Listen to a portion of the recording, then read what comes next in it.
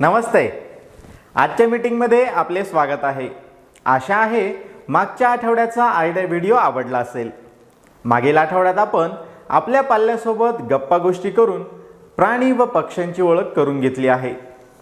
ही कृती करतानाचे मुलांचे अनुभव, त्यांनी दिलेल्या प्रतिक्रिया तुमच्या गटात नक्की सांगा आणि पूर्ण केलेल्या कृतींचे फोटो काढून आपल्या मातापालक गटांवर पाठवा. चला आता ऐकूया एक मजेशीर गाणं. ये रे पावसा तुला देतो पैसा, ये रे पावसा तुला देतो पैसा. पैसा झाला खोटा पावसाला मोठा, पैसा झाला खोटा पावसाला मोठा. ये रे पावसा तुला देतो पैसा, ये रे पावसा तुला देतो पैसा. पैसा झाला खोटा पावसाला मोठा, पैसा झाला खोटा पावसाला मोठा. ऐकलेले गाणे घरी जाऊन मुलांसोबत म्हणा किंवा तुम्हाला व मुलांना येत असणारी बडबड गीते म्हणा. आता वेळ झाली आहे पुढील कृतीची, जिचे नाव आहे पहा आणि चर्चा करा. आईने मुलासोबत गार गरम खेळ खेळताना त्याच्यासमोर थंड पाण्याची वाटी आणि कोमट पाण्याची वाटी ठेवावी. मुलाला प्रत्यक्ष स्पर्श करायला सांगून ते गार आहे की गरम हे ओळखण्यास सांगावे. नंतर मुलाचे डोळे मिटावेत. मातेने त्याच्या हाताला किंवा गालाला वाटीचा स्पर्श करून केवळ स्पर्शाने ते गार आहे की गरम हे ओळखण्यास सांगावे. आईने मुलाला काही पदार्थांचे, वस्तूंचे नावे सांगावे. मुलाने ती वस्तू, पदार्थ गार असतो की गरम हे ओळखून सांगावे.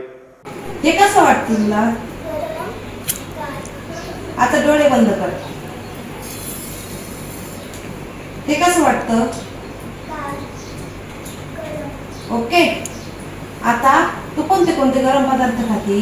शिरा, पोहे, भाजी, पोळी, चहा, दूध, आणि थंड पदार्थ कोणते कोणते खाती? आईस्क्रीम, ताक, दही, कुल्फी. ओके. या कृतीमुळे मुलांच्या स्पर्शज्ञानाचा विकास होऊन त्यांची एकाग्रता वाढते आणि मुलांशी गप्पा मारल्याने त्यांचा भाषिक विकास होण्यास मदत होते. चला तर मग आता वेळ झाली आहे खेळाची, म्हणजे मिळून काही करूया या कृतीची. आता आपण खेळणार आहोत एक मजेशीर खेळ. एका मोठ्या पारदर्शक भांड्यात पाणी घ्या. मुलांना दगड, पान, प्लास्टिक चेंडू, लाकडाचा तुकडा इत्यादी वस्तू गोळा करायला सांगा.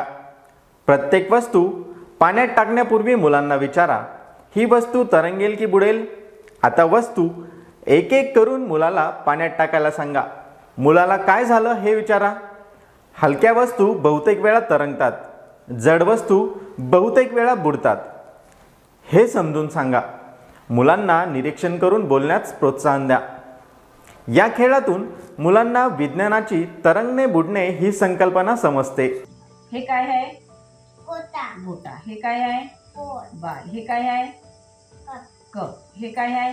लाकूड, लाकूड. हे पलट, बरं. हे पान, पान. हे काय आहे? कंगवा, कंगवा. हे काय घेतलं? पोळ, बाल. मग पाण्यामध्ये बाल पाण्यामध्ये तरंगेल का बुडेल? तरंगते, टाक. आणखी पान, पान. पान हे पाण्यामध्ये बुडेल का तरंगेल का बुडेल? तरंगते, तरंगते. कंगवा, कंगवा. कंगवा ह्या पाण्यात बुडेल का तरंगेल?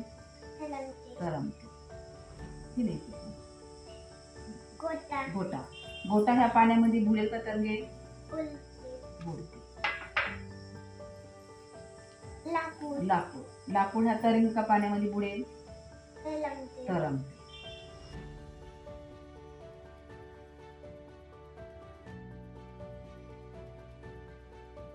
आता पाण्यामध्ये टाकलेल्या वस्तू कोणत्या तरंगत आहे? कारण ह्या हलक्या असल्यामुळे पाण्यामध्ये तरंगत आहे. आणि कप, गोटा ही वस्तू जड असल्यामुळे पाण्यामध्ये बुडालेली आहे. आशा आहे की तुम्हाला हा मजेशीर खेळ आवडला असेल. तेव्हा तुम्ही तुमच्या मुलांसोबत नक्की खेळून पहा.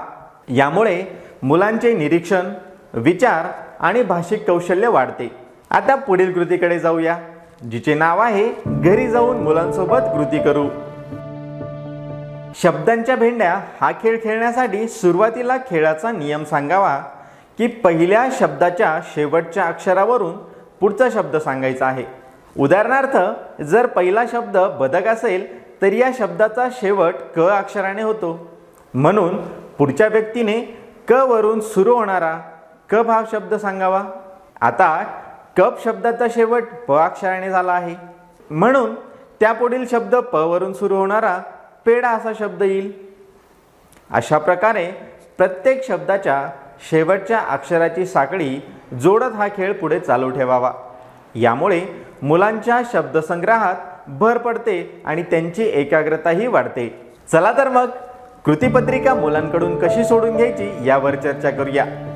फुंकर चित्र काढण्यासाठी सर्वात आधी एका पांढऱ्या कागदावर थोडे पातळ केलेले वॉटर कलर चमच्याने थेंब थेंब स्वरूपात टाकावे. त्यानंतर एक स्ट्रॉ घेऊन त्या रंगाच्या थेंबांवर अशा प्रकारे जोरात फुंकर मारावी की रंग कागदाच्या वेगवेगळ्या दिशांना विखुरले जाईल. फुंकर मारल्यामुळे रंगांपासून सुंदर रेषा आणि विलोभनीय आकार तयार होतात. अशा प्रकारे अगदी सहज आणि सोप्या पद्धतीने हे रंगीत फुंकर चित्र तयार होते. तुम्ही या कृती घरी मुलांसोबत करताना तुम्हाला आलेले अनुभव, अडचणी प्रत्येक आठवड्याला गटात शेअर करा. आजच्या कृती इथेच संपत आहेत. अशाच नवीन माहिती आणि कृतीसह पुढील आठवड्यात पुन्हा भेटूया. तोपर्यंत स्वतःची आणि मुलांची काळजी घ्या. धन्यवाद.